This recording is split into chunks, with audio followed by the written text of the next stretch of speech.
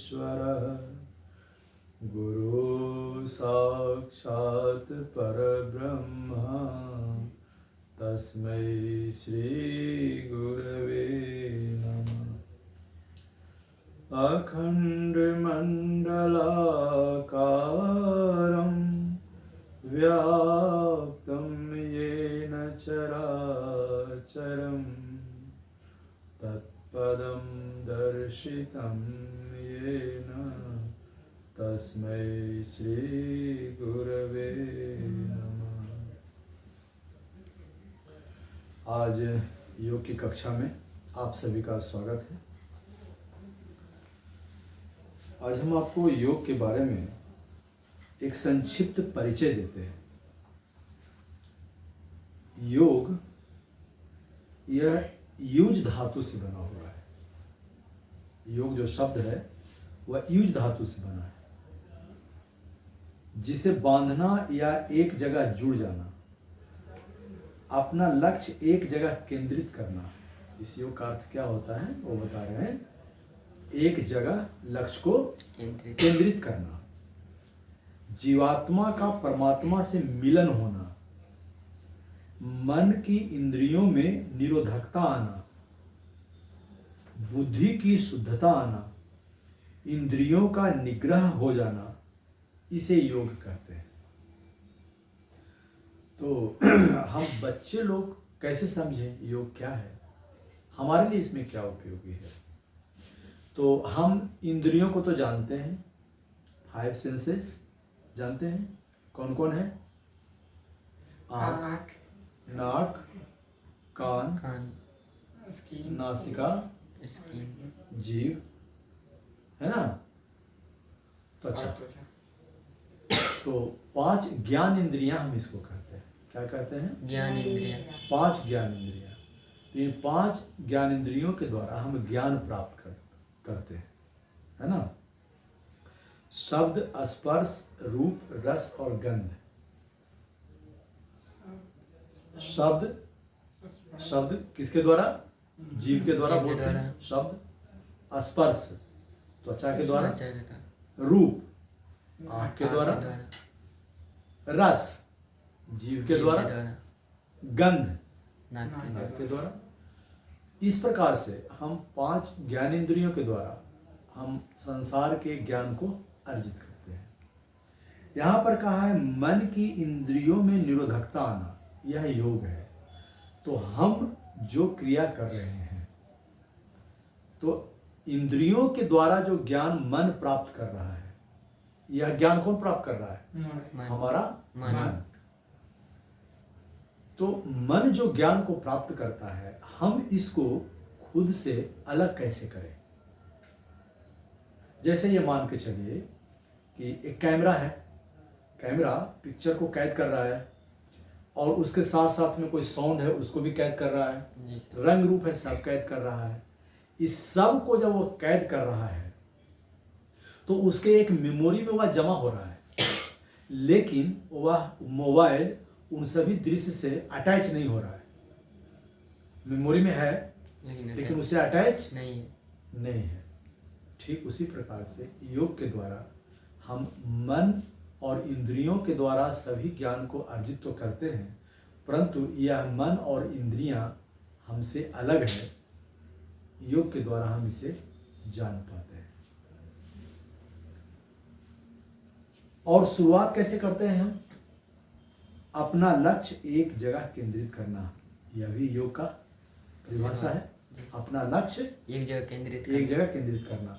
तो जब हम पढ़ने के लिए बैठते हैं तो पूरा का पूरा फोकस हमको उस विषय पर और उसके जो कंटेंट्स हैं उसी पे हमारा होना चाहिए। तो योग से यह फायदा मिलेगा। यदि हमारा मन भटकता है और यदि हम योगिक क्रियाएं करते हैं तो हमारा मन नहीं भटकेगा।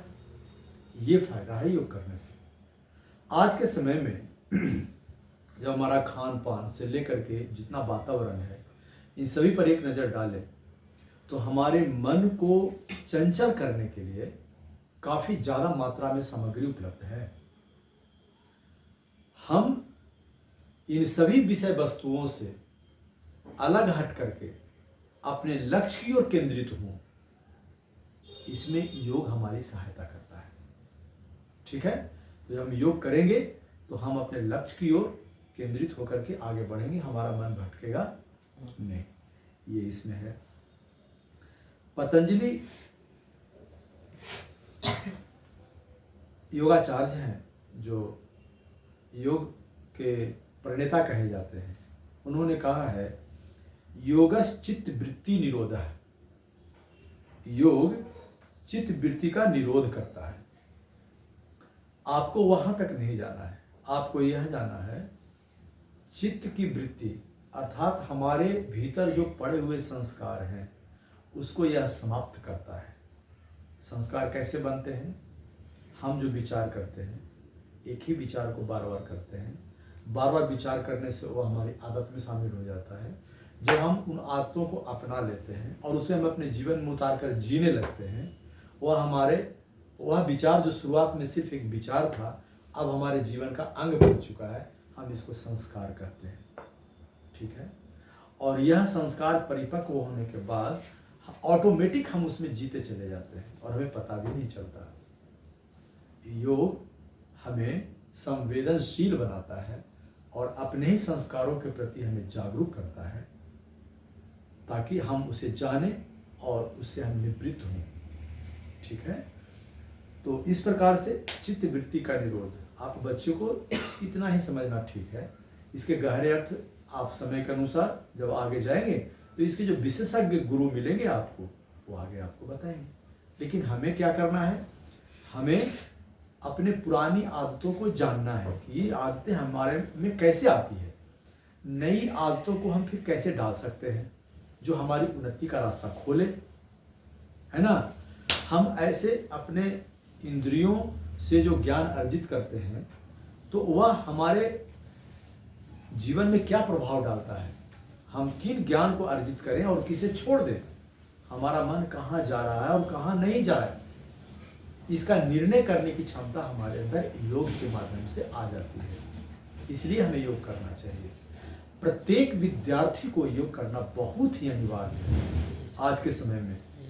हमारा शरीर स्वस्थ रहे, हमारा मन स्वस्थ रहे, और शरीर और मन यदि हमारा स्वस्थ रहेगा, तनाव मुक्त रहेगा, तो हम अपने लक्ष्य की ओर अग्रसर हो सकेंगे, अपनी पढ़ाई को हम ठीक ढंग से कर सकेंगे, एकाग्रचित्त हो सकेंगे। इसलिए हमें योग करने की आवश्यकता है।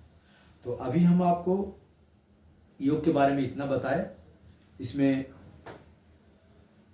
बहुत सारी गूढ़ बातें भी हैं और हम आपको कुछ ग्रंथ का रिफरेंस देते हुए भी आने वाले समय में हम आपको बताते चलेंगे और एक विशेष जानकारी आपको योग के बारे में मिलेगी जो आपके जीवन में काम आवे और आप अपने जीवन में उन्नति करने के लिए इसको अपनाएं।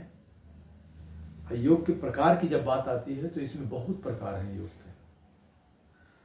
योग के प्रकार में भक्ति योग, कर्म योग, ज्ञान योग, सांख्य योग, संन्यास योग, ध्यान योग, मंत्र योग, बहुत सारे योग हैं, है ना।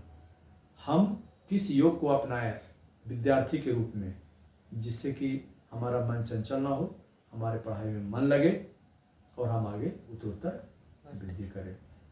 तो हम लोग आज ध्यान के लिए अभी बैठते हैं और हम जो ध्यान करते हैं तो ध्यान का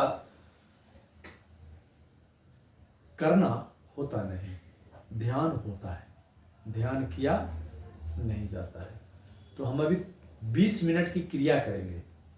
यह 20 मिनट की क्रिया हमें ध्यान में लेके जाती है। तो अंतिम 5 मिनट हमें कुछ करना नहीं होता है, हम सिर्फ बैठते हैं आंख बंद करके, और जो संवेदनाएं हमारे भीतर हो रही है, जो प्रकाश दिख रहा है या कोई ध्वनि सुनाई दे रहा है या हमारे शरीर में जो कंपन हो रहा है ना, हम उसका अवलोकन करते हैं अपने ही भीतर श्वासों के माध्यम से। श्वास आती है जाती है, हम उसका अवलोकन करते हैं। तो पहले हम 20 मिनट की क्रिया करेंगे, इसके बाद हम 5 मिनट के ध्यान में चले जाएंगे। ठीक है, धन्यवाद। तो क्रिया के लिए आसन स्थिर,